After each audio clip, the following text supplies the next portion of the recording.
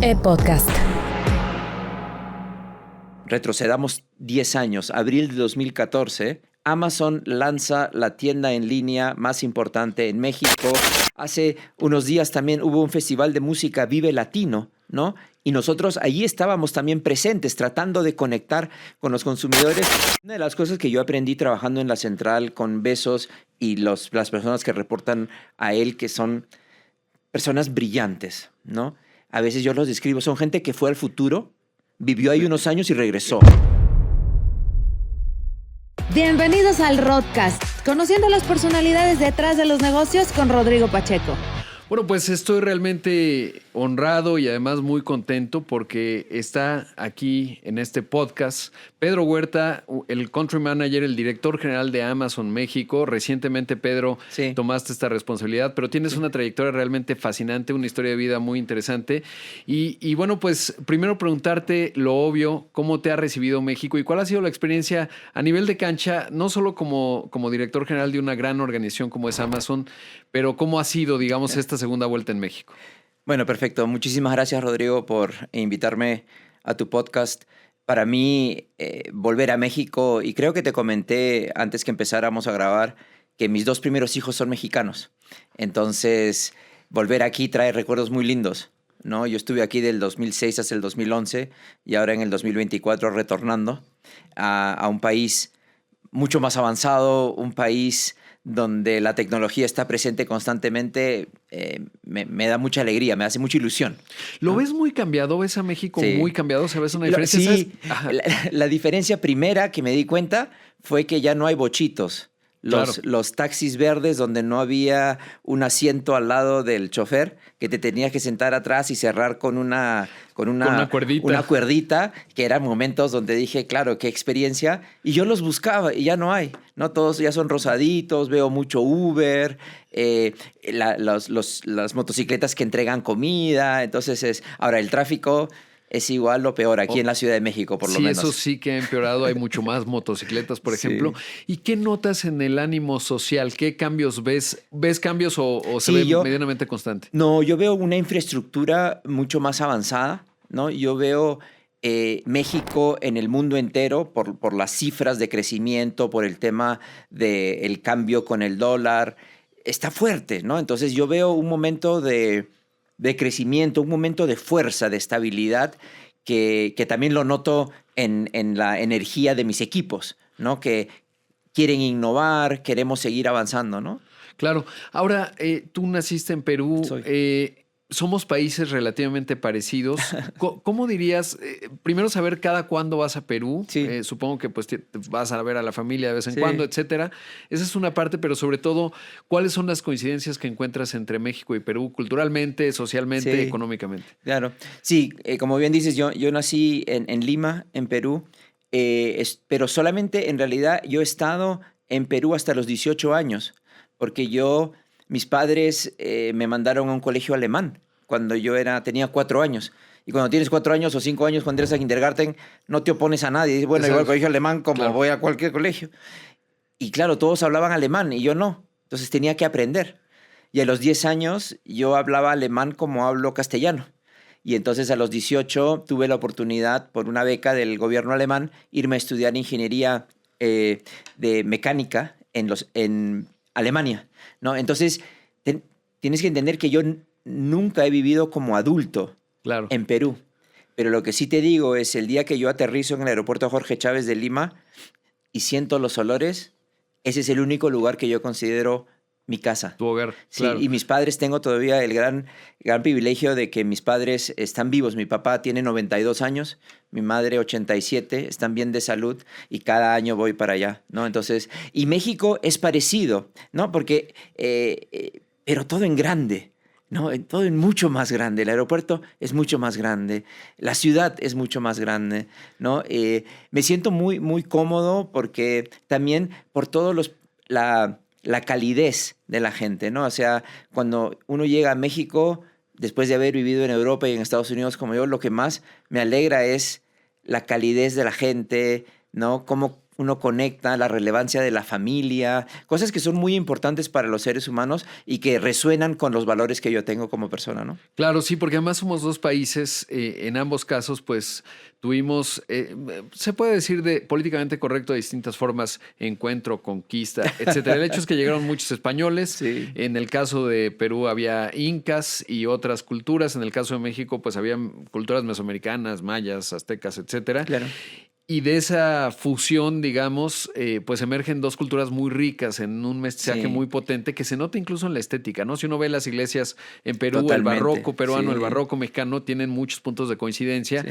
Y muchos, diría yo, no sé si son traumas ideológicos, pero características marcadas, digamos, de esa historia que compartimos. Sí, totalmente. Yo lo que veo también es que nosotros a veces vemos muchas cosas que vienen del extranjero como mucho mejores de lo que podemos hacer en nuestros países, ¿no?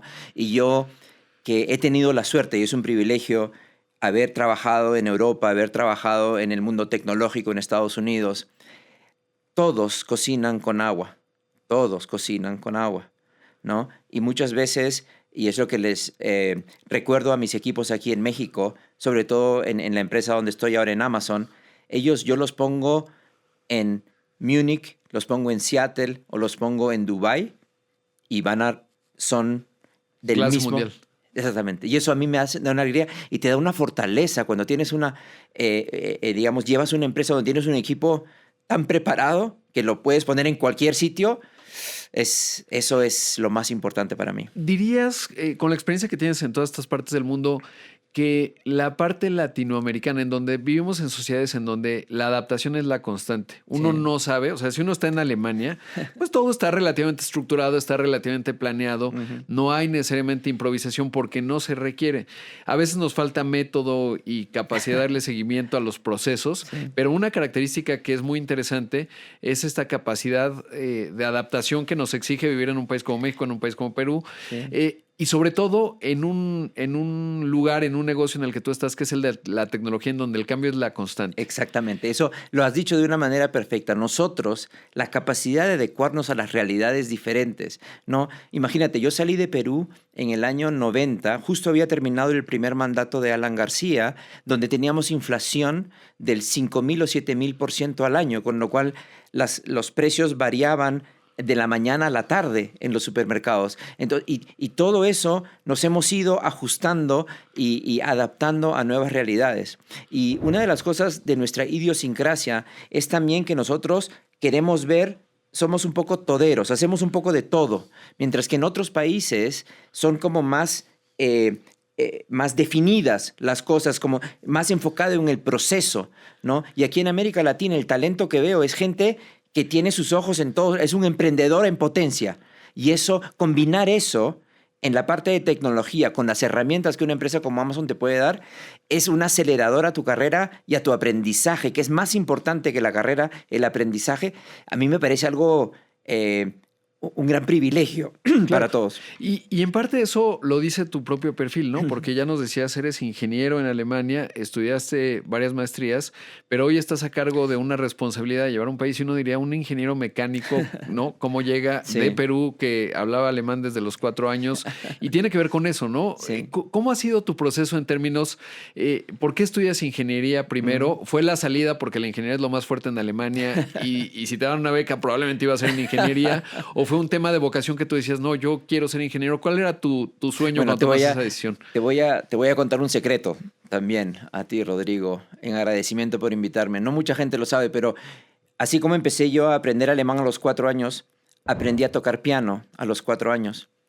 A los 14 años yo era uno de los talentos de piano más prometedores en Lima, y decidí a los 16 probar mi suerte y mandar un cassette a una escuela de música en Alemania. Y los alemanes, con esa sinceridad que los caracteriza, me respondieron que tocaba muy bonito y que mi familia debía seguir aprovechando mi música, pero que no era para ellos en la universidad. Y entonces, como no pude seguir un poco con esa pasión o esa vocación que yo tenía por el piano, la otra cosa que me gustaba eran las matemáticas. Bien. Y entonces fue ahí cuando dije, bueno, entonces voy a ser ingeniero. Entonces soy un ingeniero porque soy pianista frustrado, un poquito. Qué interesante porque además hay dos cosas y dos ángulos en esto que me acabas de contar y te agradezco mucho la confianza. Uno es que la música y las matemáticas tienen una conexión muy profunda y por eso no es sorpresivo, gente muy brillante como eres, como es tu caso. Gracias. No me sorprende. Pero dos, el Pedro de hoy, ¿qué le diría al Pedro de ese entonces? Sobre todo porque supongo yo, y por eso te lo pregunto, Sí. a veces te van a decir que no y hay que persistir. ¿Dirías que esa primera respuesta marcó esa decisión que tomaste y crees que fue, digamos, habrías persistido y a lo mejor hubieras mandado más cassettes o dicho, oigan, está muy bien, qué bueno que me dicen que toco muy bien, pero ¿qué hago para mejorar? Sí. ¿Cuál sería hoy? Hay dos aprendizajes que yo diría al Pedro de los 16 años que estaba en Lima en ese momento. Lo primero es, digamos, mantente diferentes opciones, ¿no? Nunca te obsesiones con un camino, con una carrera, porque el progreso profesional, el progreso personal está lleno de curvas. Quien te quiera vender que es un proceso lineal hacia arriba, creo que no está reflejando lo que es la realidad actual.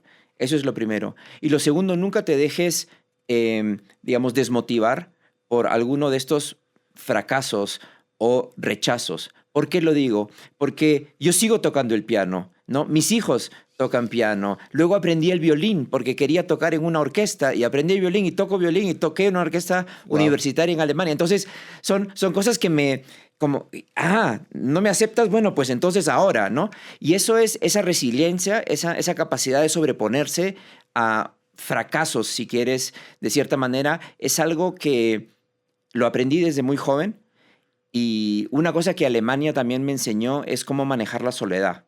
¿Sabes por qué? Porque yo era hijito de mamá. Yo, digamos, tengo una hermana que es mayor, pero mi madre hablaba de mí como si yo fuera el ya, ¿no?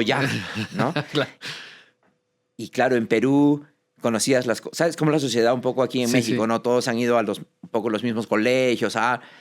Vas a Alemania, a Karlsruhe, que es un pueblito especialista en ingeniería. Todos los habitantes son 300,000, de los cuales 30,000 son estudiantes universitarios. Y a Pedro Huerta no lo conoce, pero nadie. Claro. ¿Sabes lo que es pasar Navidad solo? Esa es una experiencia que a mí me marcó mucho. No, y cuando tienes 18. Claro, además. Exactamente. Pero lo que tú has dicho resuena mucho conmigo, que es la capacidad de adaptarse. Y una de las cosas que también a mí he tenido siempre, he sido el diferente. ¿Por qué? Porque en Alemania era un peruano, y si me ves, no soy el alemán típico. Exactamente. Pero cuando abro la boca, hablo como ellos. Y dicen, ¿y este? ¿No? Luego trabajé en España. ¿Y este? En Estados Unidos. Entonces, eso también ahora me ha ayudado en mi manera de liderar equipos, donde la diversidad y las personalidades son muy distintas, ¿no? Y es bueno esto, porque hoy la flexibilidad o la aceptación de cosas que tenemos en este año 2024 comparado con cuando yo tenía 16 años, estamos hablando de otro mundo, un mundo mucho más progresivo, un mundo mucho más abierto, pero un mundo que requiere un liderazgo de equipos muy diferente. Totalmente. Muy diferente, tienes mucho más empático, ¿no? Porque también muchas de las nuevas generaciones no los puedes agarrar muy fuerte porque puede ser que se quiebren, ¿no? Porque también es otra generación, ¿no? Y no significa que sea mejor o peor, pero es otra manera de liderar. Yo creo que eso también la experiencia te la da, ¿no? No, y hablabas de esta componente biográfico en donde siempre ha sido el diferente. Y me puedo imaginar que un peruano, aunque sea el colegio alemán en Perú, debía estar lleno de puros diplomáticos y hijos de alemanes que por alguna razón estaban en Perú. Sí. Y eso ya te hacía diferente. Sí. ¿Qué llevó a tus papás a tomar la decisión? Me voy a regresar mucho más porque ahí es un mito fundacional, digamos, de tu biografía de Pedro Huerta, que es, ¿qué llevó a tus papás a llevarte a una escuela alemana? ¿Te han contado por qué fue esa decisión? Bueno, mis padres ambos son abogados y de hecho mi madre fue una de las primeras abogadas mujeres. Y ellos siempre tuvieron la visión clara que los hijos que ellos iban a criar querían darles opciones y ellos siempre vieron en el extranjero o en las culturas extranjeras una gran oportunidad para que sus hijos crecieran. Aun cuando el precio de eso fuera que ellos se quedaran la mayor parte de su vida sin sus hijos. Claro. Y tanto mi hermana como yo fuimos al colegio alemán y ambos estudiamos en Alemania. Entonces, eso es la primero que yo le agradezco mucho a mis padres porque es también un sacrificio que ellos dieron, Sí. ¿no? Porque... Cuando eres padre te das cuenta, ¿no? Exactamente, ¿no? Y entonces, y duele, pero Sí. sabes que es bueno para ellos, ¿no? Y los ves, y claro, ahora mis papás, claro, cuando me reciben, ellos piensan que yo soy... ya no, ya. Bueno, eso mi mamá siempre lo ha pensado, entonces Sí, no, sí. no hay problema. Pero eso fue esa visión que ellos tuvieron y esa también sacrificio, porque también es un tema de invertir, porque son escuelas privadas, ¿no? Que uno Claro. tiene que invertir. Es un momento donde para ellos no era discusión de darnos oportunidades y que el extranjero era el lugar donde querían que estudiáramos. Qué fascinante. Ahora quiero ir a la parte de cómo manejar la soledad, que ese es un tema no menor. Y lo pienso porque es toda una tendencia demográfica. Ujú. Lo digo de la siguiente manera. En un país como México, pero si nos vamos a Alemania, Estados Unidos, etcétera, hoy la edad promedio en México es 30 años. Ujú. Y el bono demográfico, somos de los pocos países que todavía estamos en la fase final del bono demográfico. O sea, tenemos una población desde el punto de vista de consumo todavía joven. Eso Sí. es un gran diferenciador de un país de 130 millones de habitantes, el 10º más poblado del mundo. Eso está muy bien. Pero lo que nos va a tocar a ti y a mí y a muchos de los que Sí. nos están escuchando es la soledad en la vejez. Y aprender a manejar la soledad no es un asunto menor. Ujú. ¿Qué te enseñaron los alemanes en la parte de manejar la soledad? Sí, mira, yo creo, primeramente, te reconoces a ti mismo.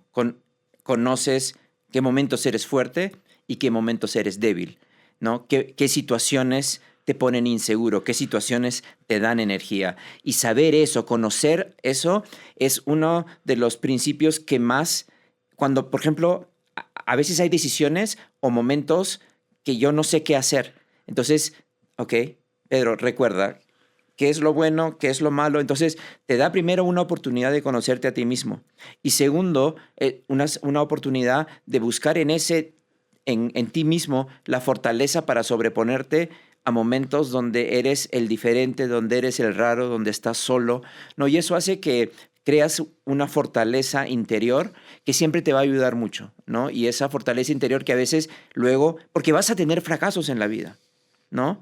Eso es, nadie lo va a poder manejar para ti. Y yo a veces, uno como padre, cuando mi hijo o mi hija no consiguen lo que quieren, digo, uy, pero van a ser más fuertes después, ¿no? Porque Claro. yo lo pasé. Entonces, son esas partes de la soledad y esos momentos de reflexión que también a uno lo marcan mucho, ¿no? Claro, sí. Y la otra parte que decías y me parece que puede resultar muy útil también para los que nos escuchan es, el mundo no está planeado. Y es que a veces, cuando hablabas de la fragilidad algunas veces de las nuevas generaciones, es porque se trazan trayectorias, somos países relativamente más estables, pero esto ocurre a nivel global. O sea, estos papás helicópteros que dicen, mi hijo va a ser tal y entonces tiene que estudiar en la primaria tal para que vaya a la secundaria tal y luego pueda llegar a la universidad, en fin. Y sabemos, y tu trayectoria lo dice, pues que la vida está llena de momentos erráticos que te llevan a nuevas oportunidades. Totalmente. Y hay que saber adaptarse porque no sabes en dónde vas a acabar. Y creo que es interesante esto porque mucha gente brillante, antes de que comenzáramos a grabar, me lo decías, encabeza una empresa de personas muy brillantes, pero una de las características de las personas muy brillantes, académicamente hablando, por ejemplo, es que siempre sacaron 10. Y es como dice Mike Tyson, todos tienen un plan hasta que reciben el primer golpe, ¿no? Y eso es bien importante, Sí.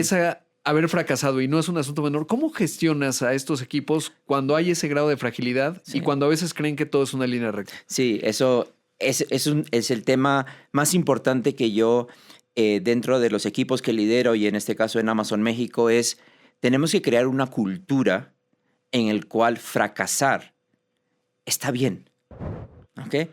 Y eso, claro, tenemos talento y líderes extremadamente exitosos, ¿no? Que han conocido en muchos casos la línea recta. Es ahí donde uno, y yo tengo el privilegio de ser el líder, en el momento en que tú compartes tus fracasos, en el momento en que tú les dices o ves a ellos que de las ideas que tuviste en el pasado, algunas funcionaron, otras no funcionaron para nada.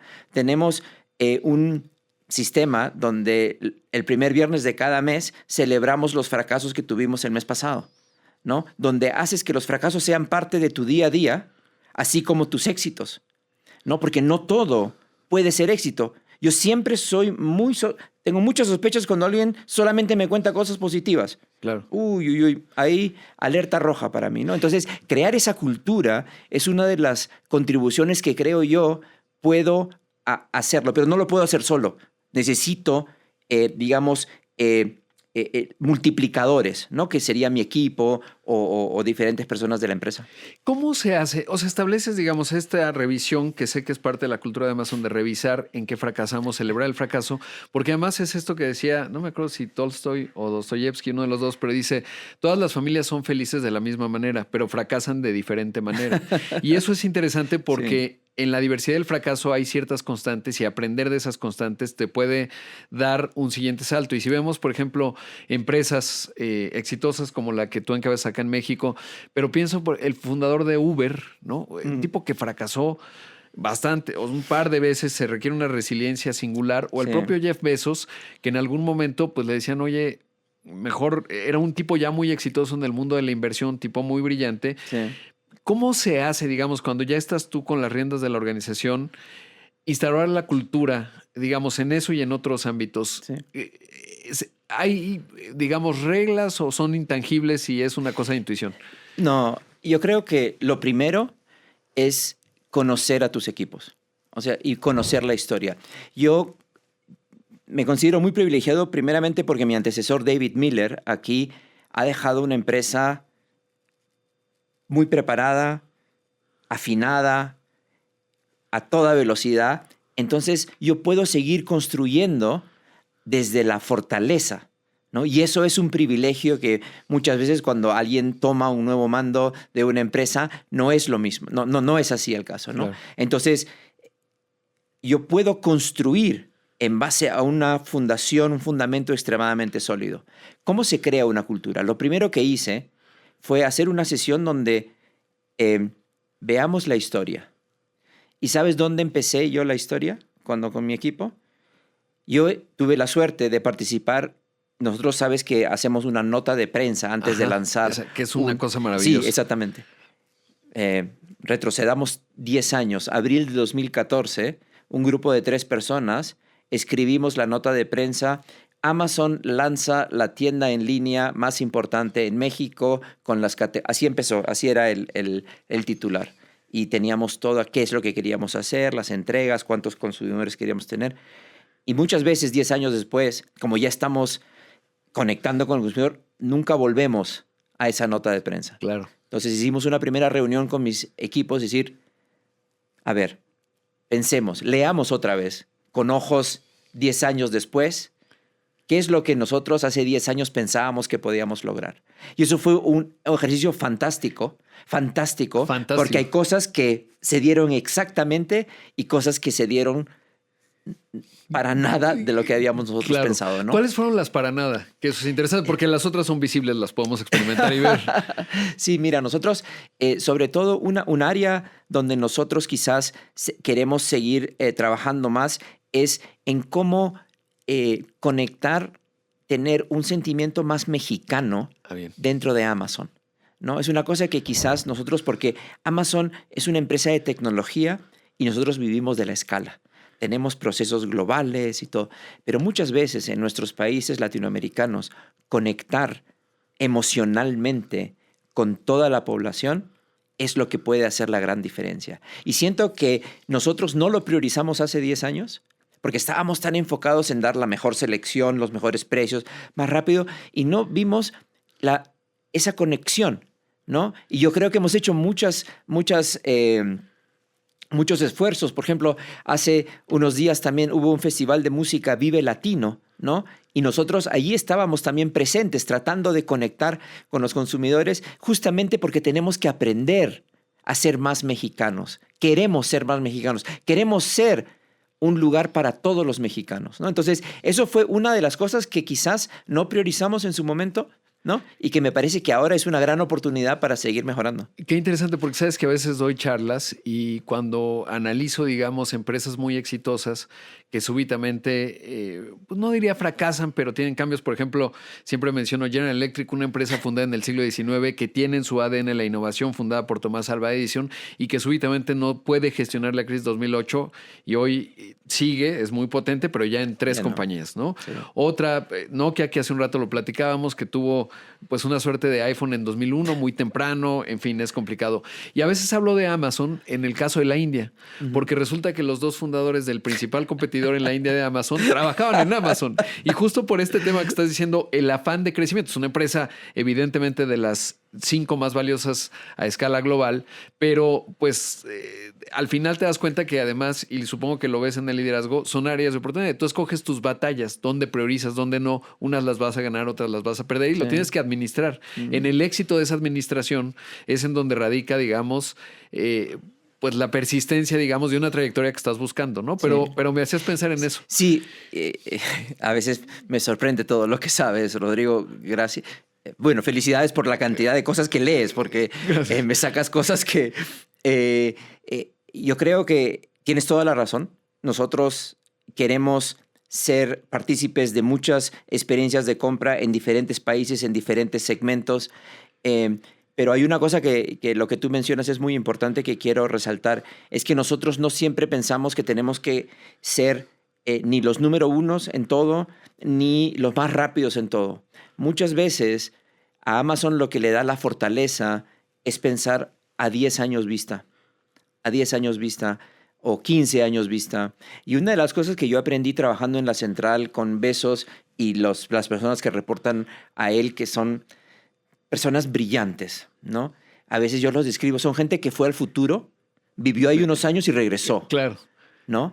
Y ellos te dicen, Pedro, tranquilo, yo sé que esta inversión te parece mucho dinero ahorita, pero tranquilo, tú sigue creciendo así el negocio y en el 2032, 33 vas a estar bien. Eso me lleva a mi siguiente pregunta y la quiero plantear en 2 aspectos. ¿Cuál es el press release, el comunicado de prensa del, justo eso te quería preguntar, del 2034-35? De la responsabilidad que hoy encabezas y el tuyo. Comienzo por el de la responsabilidad que hoy encabezas. Sí, mira, para nosotros el 2034, lo que quiero es que el e-commerce sea parte del día a día de todos los mexicanos. O sea, esa es la visión, esa es mi nota de prensa. No te puedo decir que voy a duplicar las ventas, podría inventarme datos, pero no sé, porque la economía se puede desarrollar de cualquier manera. Pero lo que sí controlo y quiero es que Amazon sea parte del día a día de la vida de los mexicanos. Eso es muy importante para mí, para que se convierta casi en un hábito. Es como ahora en Estados Unidos, a veces te olvidas si has pedido o no en Amazon, simplemente te acuerdas porque ya te llegó el paquete, mucho antes de lo que esperabas. Ese momento wow es el que yo quiero darle a todos los mexicanos cada día, ¿no? Lo mismo con las series de video, lo mismo con Amazon Music, lo mismo con Twitch, ¿no? Pero quiero que seamos parte de la vida mexicana, ¿no? Y eso es, creo que, la siguiente fase. Y nos va a tomar años, ¿eh? Nos va a tomar años y tenemos que aprender muchísimo y tenemos que invertir muchísimo, pero quien se va a beneficiar es el consumidor mexicano y eso es lo que nos importa. Y si nos toma 5, 7, 9, 12 años, ahí estaremos. Aquí seguimos. Ya nos decías cuál es el press release, digamos, el comunicado de prensa de Amazon 2034, formar parte de la vida inherente, que sea indistinguible, digamos, el comercio electrónico. Hay pasos previos, obviamente, inclusión financiera, porque está el tema de la parte logística, que inevitablemente es un asunto, el tema de las costumbres, la confianza, que nuestras culturas son importantes. Pero ahora, dejo a un lado eso y cuál es tu comunicado, Pedro Huerta 2034. No es sencillo, no sé qué te estoy preguntando porque se contradice un poco con lo que hemos dicho. No hay una línea recta. Entonces ni tú ni yo sabemos dónde vamos a estar en 9 años. Pero quizás lo que yo te diría es el impacto que quiero tener es con mis equipos. Que yo quiero que mis equipos puedan decir que después de trabajar conmigo tienen más habilidades. Yo a veces lo comparo. Imagínate, tienes una pequeña caja de herramientas, ¿no? Y cuántas diferentes piezas hay en esa caja de herramientas se va a hacer a ti un líder más versátil, más efectivo, más eficiente. Y me gustaría que mis equipos, o que yo piense, viendo hacia atrás, que las cajas de herramientas de todos mis equipos están mucho más llenas y son más diversas de lo que cuando empecé a trabajar hoy. Yo creo que si eso mi equipo dijera, eso sería el éxito de mi press release. ¿Cuál suele ser la parte que le falta a la caja de herramientas en el liderazgo de alguien o en los equipos? ¿Qué identificas que dices, es tarea 1? Sí. Tu caja de herramientas tiene que tener esto. Sí, por ejemplo, en algunos casos, nosotros en México somos muy... entregamos los resultados y a ver qué opinan. No cacareamos, no decimos... en Estados Unidos, en inglés le dicen el self-promotional, Claro. ¿no? Eso, por ejemplo, en muchos de las personas con las que yo trabajo, que son brillantes, yo digo, por favor, después de lo que acabas de hacer, envía un email a todo el mundo con fotos de la experiencia de compra que acabas de lanzar, porque es brillante. No te cortes. ¿No? Hay otros que lo hacen demasiado, ¿no? Entonces, Claro. Pero eso es uno, ¿no? La otra cosa es nosotros tenemos una cultura en el cual el único ego que vale en Amazon es el ego del consumidor. Claro. Tu ego como líder, independientemente de cuán exitoso seas o cuán joven, no importa. Lo que importa es el argumento. Y si tu argumento es mejor de la persona que jerárquicamente está arriba tuyo, quizás no importa si es mejor para el consumidor. Eso también en una cultura de América Latina es muy difícil de seguir dando cancha para que eso se dé, porque culturalmente nosotros respetamos mucho la autoridad, ¿no? Porque Claro. así hemos sido educados, por lo menos yo. Entonces, eso es un tema, otra herramienta que a veces falta. Hay una tercera herramienta donde la gente está demasiado enfocada en la ejecución y no se deja what if. Imagínate que pudiéramos hacer esto. Imagínate, ¿no? Entonces, son diferentes cosas, pero cuanto más versátil y más completa esa caja de herramientas, más te puedes adaptar mejor a las diferentes situaciones y a diferentes equipos de trabajo, porque los equipos de trabajo con los que vas a ser van a ser muy diversos, muy diferentes. Entonces, lleva siempre tu cajita de herramientas, ¿no? ¿Sabes qué me hace pensar mucho en 3 cosas que incluso lo tomaría como lección para país y lo veo? Y es un país como México, el 10º país más poblado de la Tierra, en un momento demográfico muy positivo. Todavía tenemos 30 años y nos comparamos con Estados Unidos 38 años o con Europa, que anda arriba de los 40. Ajá. Supongo que Alemania andará 41. Sí, ya. China Japón, 43, Japón 44, en fin. Eso como un componente, pero además mucho, y por eso cuando empezamos esta conversación, te preguntaba, ¿cómo ha cambiado México de 2011 a 2024? A mí como mexicano me cuesta trabajo verlo porque he vivido de manera continua todos estos Claro. años y se volvió un continuo. Pero yo veo a México y digo, este país tiene una potencia, una vinculación y una transformación que ya hemos logrado, que es realmente extraordinario. Y a veces nos cuesta mucho trabajo verlo. Y me acuerdo mucho siempre de Larry Fink, que es el presidente del fondo de inversión de activos más grande del mundo, BlackRock. Y dice, cuando voy a una cena con líderes de negocios mexicanos, es muy frustrante porque el único optimista soy yo. Y si un tipo que coloca, su trabajo es colocar mucho dinero para que produzca más dinero, te dice eso de tu país, quiere decir que pues estamos teniendo un problema. Y mi forma de entenderlo alguna vez en la universidad es que, y pienso que lo mismo puede ser Perú, tenemos baja autoestima como país. ¿Por qué? Porque en México está un libro de Octavio Paz que se llama El laberinto de la soledad, ahora que hablamos de ello. Sí. Y Octavio Paz lo que dice es que pues México tiene, con la Malinche y toda esta historia, una relación de nos chingaron. Ese es el verbo.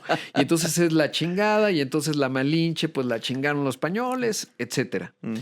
Y eso nos hace un enorme daño porque partimos como país y desde una visión histórica de perdedores. Y eso es lo que muchas veces nos frena, porque si tú partes como una víctima y como un perdedor, salvo que quieras ganar, que yo sí veo esa fuerza mucho en nuevas generaciones, porque somos países, tú eres un gran ejemplo de ello, en donde vas y te impones y estás en el mundo, eres un jugador global y lo mismo que le dices a tu equipo, tenemos personas clase mundial en nuestro país, pero nos falta esta posición que sí, por ejemplo, le veo a los argentinos, ¿no? Los argentinos no se andan preguntando si el otro es alemán, estadounidense. Y dicen, che, ¿qué hacemos? Sí. Y se plantan y tienen empresas también muy exitosas. Sí. Y me parece que esa es una de las lecturas. Pero como te quiero preguntar y no quiero decir lo que yo opino, Sí. ¿qué diferencias culturales has encontrado, por ejemplo, entre los alemanes, los estadounidenses, los mexicanos, y donde te ha tocado, bueno, los europeos en general, pero creo que los alemanes además tienen un carácter especial? No, los alemanes y yo he vivido allí muchos años, ¿no? Y qué obsesión por el proceso, qué obsesión por la eficiencia y qué poca voluntad de innovación radical. Ah, qué interesante, wow. Sí, sí. Y lo ves, Sí. mira la industria automotriz alemana. Sí. ¿Cuándo fue la última vez que manejaste o condujiste, un coche alemán eléctrico como si fuera un Tesla? No hay todavía. No. ¿Y desde cuándo venimos hablando Sí. de coches eléctricos y desde cuándo está Tesla ya vendiendo miles y miles cada mes? No, entonces, porque tienen el flujo de caja, tienen las ideas, pero hay algo que bloquea esto, ¿no? Y no quiero juzgar, ¿no? Pero yo solamente lo estoy observando, ¿no? Y entonces eso también lo vi en Amazon. Es decir, que esa voluntad de innovar, esa voluntad de tomar riesgos para lanzar algo nuevo, no está. Los americanos, al otro lado, los americanos lanzan las cosas y luego lo van mejorando con la retroalimentación de los consumidores, de los usuarios. Claro. ¿No? Muchas veces nosotros, cada versión es mejor, ¿no? Porque creemos que escuchar al consumidor es la mejor escuela. El mejor maestro es el consumidor. Que no te quede ninguna duda, ¿no? Y nosotros en América Latina somos una mezcla de gente que tiene muchísimas ideas, pero vivimos un poco en la victimología de, no tenemos recursos. Claro. No nos han priorizado, ¿no? Entonces, yo siempre les digo, ok, tenemos que salir de esa victimología, ¿no? Quizás no seamos tan grandes como Estados Unidos, pero tenemos una relevancia y tenemos cosas que hemos hecho muy bien en México y están resonando con los consumidores. ¿Cómo le metemos más gasolina para seguir avanzando? O más electricidad en el caso de los coches eléctricos, ¿no? Entonces, es eso. Yo siento que todos los elementos para el éxito están aquí en México. Y Amazon lo ve, un poco como Larry Fink de Blackstone, BlackRock. lo decías tú, BlackRock, perdona, lo decías tú. Nosotros hemos invertido a través de nuestra división de nube, $5,000 millones, lo anunciamos hace unas semanas. Estamos apostando por México. Claro. ¿No? Vamos a seguir abriendo más, lo decías tú, centros de envío, vamos a seguir mejorando la percepción.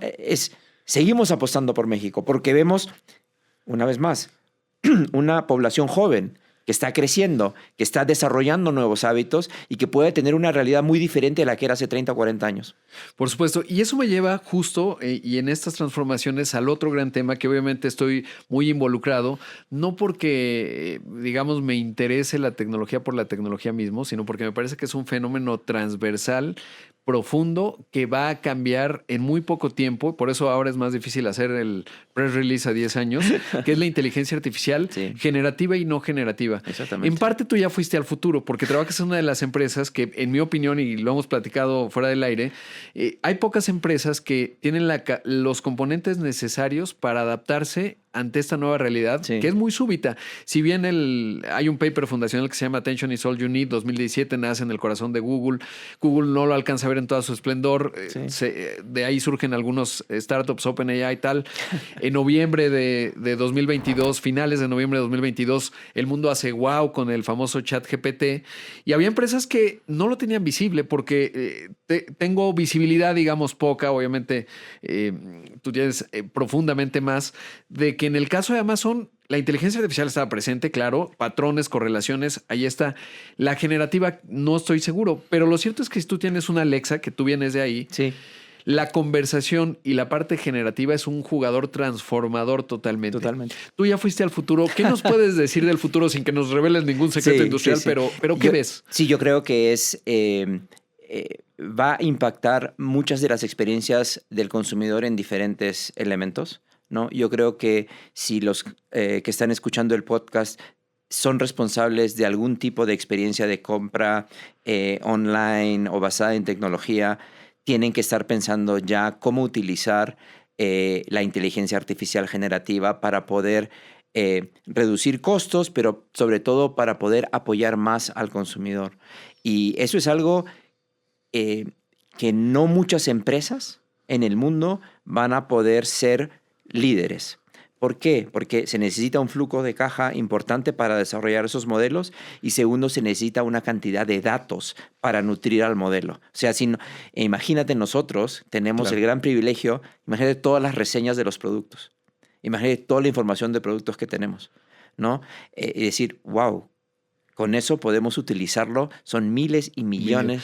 Bueno, ¿no? y la data hablada, ¿no? Porque tú estuviste en la parte de Alexa y la cantidad de data, porque además muy probablemente... No me al menos tientes esa a es mi decirte visión. los secretos, no me Exactamente. tientes. Pero es que pues la interacción, y dado que esto es conversacional, digamos, Sí. esa interacción con la tecnología, más que un chat, Sí. va a ser una interfaz hablada. Exactamente. Cuando tienes muchos datos y todos hemos tenido la experiencia de no dije eso, o en nuestra cultura pues te gusta la música en inglés y entonces vienes a decirle Alexa toca tal y se lo dice en inglés y entonces tu pronunciación no es la mejor. Eso me pasa, etcétera. todavía me pasa. Sí, sí, sí. Es increíble, Sí, ¿no? Porque sí. finalmente ustedes tienen un montón de data Sí. hablada, que es un tesoro, y tienen además AWS que la procesa, ¿no? Y creo que eso es... Sí, yo creo bien que interesante. estamos en un buen momento, pero finalmente, como hablábamos de muchas empresas, tenemos que ser capaces de que toda esta tecnología, y si lo ves sobre la mesa, tenemos todo para conectar y ayudar al consumidor, que de verdad lo podamos hacer. Y Claro. eso no es algo menor. Sí, sí. ¿no? No O está sea, garantizado. porque como lo que tú decías, o sea, mucha gente había visto inteligencia artificial hasta que de pronto salió este startup, OpenAI, y agarró por una beta y encontró oro. Y todo el mundo, y de pronto era ¡wow! Y muchos de los otros científicos quedaron un poco como, oye, ¿y esto cuándo pasó? Exacto. ¿No? Entonces, Sí.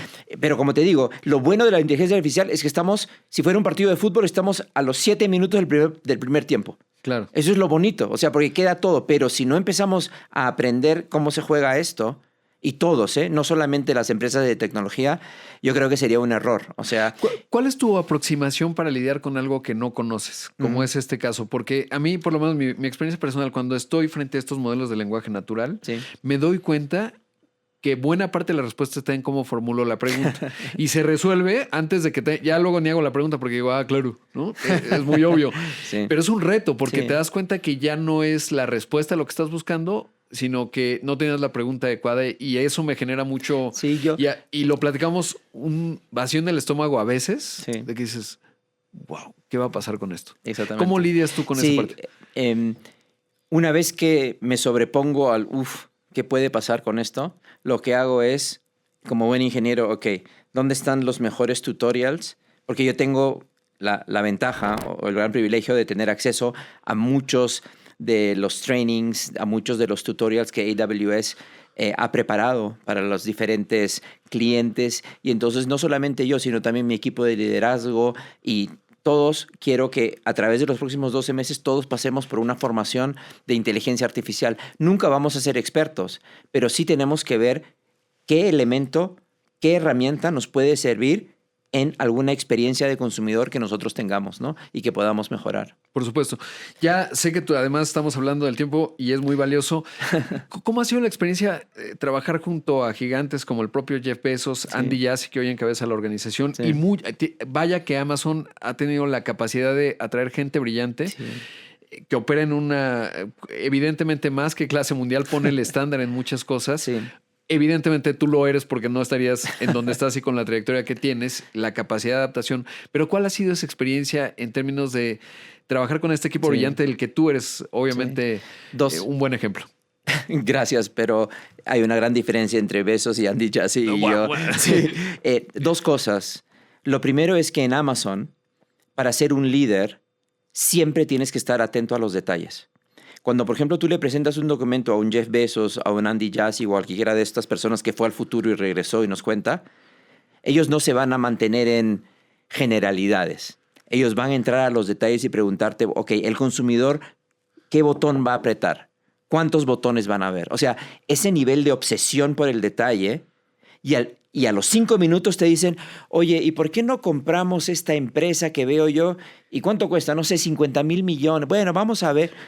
O sea, esa capacidad de pivotar entre el nivel de detalle de cómo se va a ver en la página de detalle de nuestra tienda con, oye, esta empresa si la compramos nos podría llevar al siguiente nivel como el consumidor.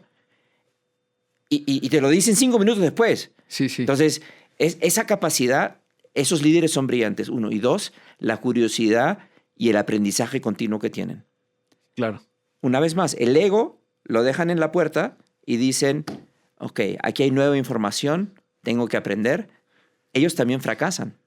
¿no? O sea, fracasan. O sea, a Jeff Bezos le preguntas por el teléfono que él lanzó en el 2013 y dice, bueno, aprendí mucho y utilizamos muchas de las tecnologías para Alexa y todo, pero fue un gran fracaso y hay que sobreponerse a eso, ¿no? Pero nunca paran de aprender, nunca paran de preguntar. Y eso es algo que también es un modelo para nosotros seguir. ¿Es intimidante? O sea, cuando estás en una reunión...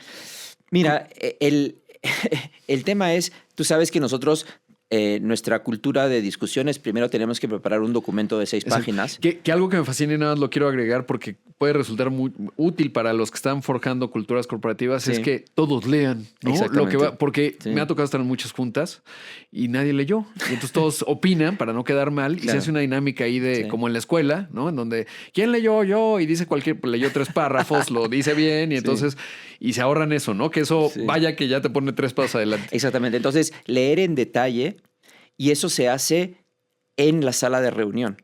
Con lo cual, cuando uno entra, quizás un par de minutos tarde, piensas que estás en una biblioteca universitaria y están todos leyendo, sea en la pantalla o en papel, y marcando. Y cuando tú has sido el autor del documento, que me ha tocado hacer un par de veces con Jeff Bezos y su equipo de liderazgo, esos 45 minutos de lectura son intimidantes, son challenging, como dirían los gringos, ¿no? Y luego hay una cosa que yo lo compartía con mis colaboradores el otro día. En mis primeros, yo llevo 13 años en Amazon. En los primeros 6 años, cuando escribí un documento para gente muy senior, pensaba que era como un examen oral. Yo me moría de miedo de que me preguntaran algo que yo no supiera. Hasta que me di cuenta que lo que esta gente tan brillante pregunta es porque quiere mejorar tu idea genuinamente. No está juzgándote si eres bueno o malo, sino quiere avanzar tu idea. Pero eso es un modelo mental, o sea, tienes que cambiar el chip. O entras en un examen oral, con lo cual estás nerviosísimo y todo. Ahora, sigo siendo nervioso, pero sé que me van a preguntar para mejorar mi idea, para mejorar mi propuesta. Y ahora supongo que cuando hicieron el que me contabas para México, Sí. fue con él. Claro. Estoy seguro, porque Sí, sí, sí. algo he leído Sí, de... tiene que ser porque es un nuevo país. Es un nuevo país. Exactamente.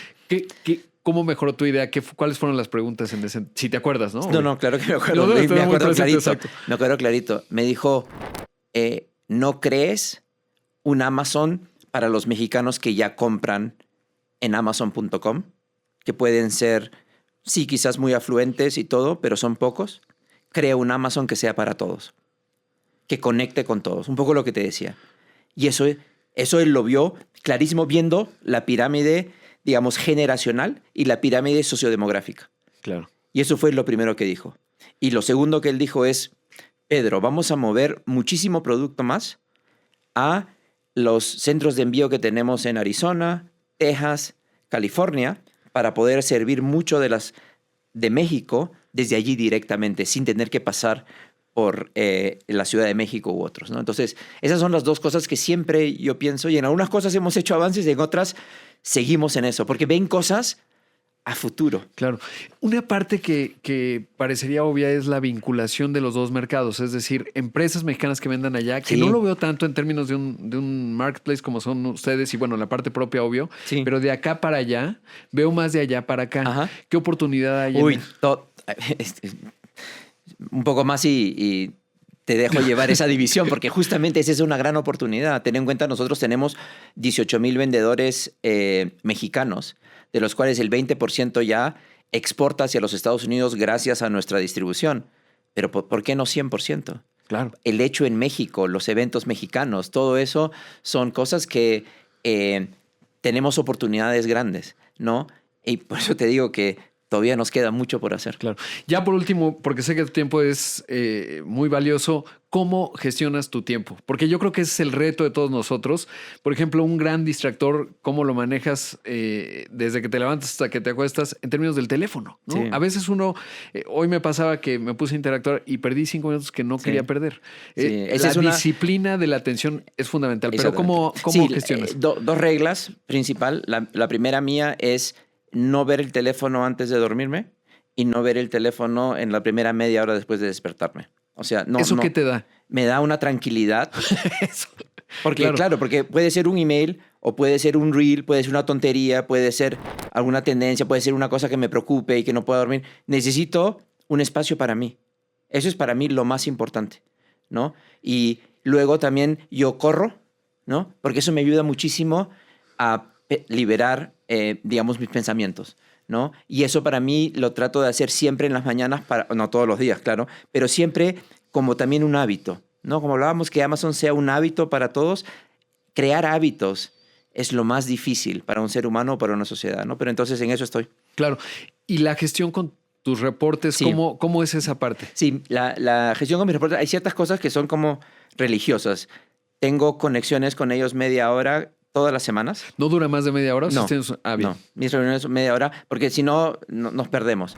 Y nunca son reuniones donde ellos me dicen, he hecho esto, sino, o sea, ¿qué problemas estás atascado? ¿Cómo te puedo ayudar?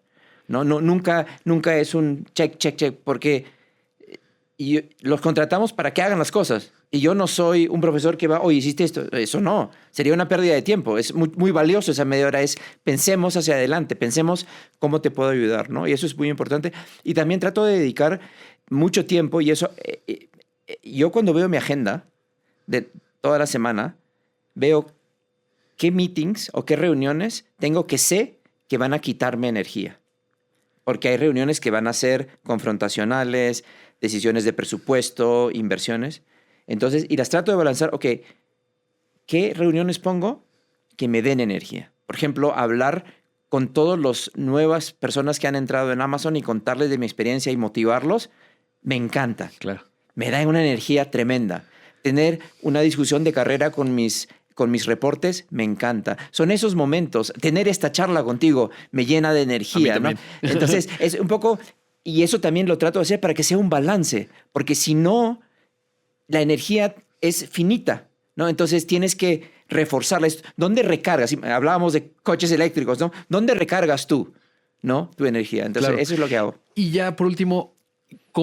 aprendes obviamente en todo el proceso cuando tienes reuniones, etcétera. Sí. Pero ¿cómo asignas el tiempo para aprender cosas que no sabes o cosas nuevas? Sí. Porque ese tiempo es bien importante, pero cuando tienes mucha responsabilidad, como Sí. es tu caso, te pueden pasar semanas y no tuviste tiempo. Una de las cosas que yo trato es de tener por lo menos 2 o 3 mentores que sean personas que tengan capacidades diferentes a las mías y que sea para pelotear mis ideas. O sea, porque no es que aprenda nuevas materias, sino para mantener mi cerebro constantemente, digamos, que haya un reto. Siempre, Pedro, creo que estás pensando mal esto, ¿no? Lo espero de mis equipos, pero también lo espero de gente de fuera, ¿no? ¿Son trabajan en Amazon tus Sí, mentores? por ahora sí. Por cierto. Sí, Ajá. por ahora son en Amazon, pero también he pensado conociendo, por ejemplo, a ti, ¿no? O sea, conversar contigo, que nosotros cada trimestre nos sentemos a cenar. Eso es otra cosa que podría cumplir, dar energía, retar mis pensamientos, ¿no? Y entonces son cosas que a mí se me ocurren ahora al conocerte, decir, bueno, yo creo que con él, y por todo lo que sabes, ¿no? También y lo que has leído. No, pues yo cuenta conmigo porque más bien yo estoy aprendiendo muchísimo contigo. Te agradezco muchísimo sobre la confianza, la apertura de poder platicar en este podcast. Espero que se repita un trimestre o más, ¿no? Porque creo que es realmente interesante, sobre todo por lo vertiginoso con lo que están cambiando las cosas. Claro que sí. Y que en muy poco tiempo vamos a estar en una realidad un poco diferenciada y habrá mucho que aprender. Claro que Te agradezco muchísimo que hayas estado aquí. No, las gracias son mías y muchas gracias por la calidad de la conversación, que me dio mucha energía, como lo dije. Muchas gracias a mí también. Gracias. Okay. Los podcasts son como del 2019. Lo de hoy es escuchar el Rodcast con Rodrigo Pacheco. Esta es una producción de Excelsior Podcast. Derechos reservados. México 2024.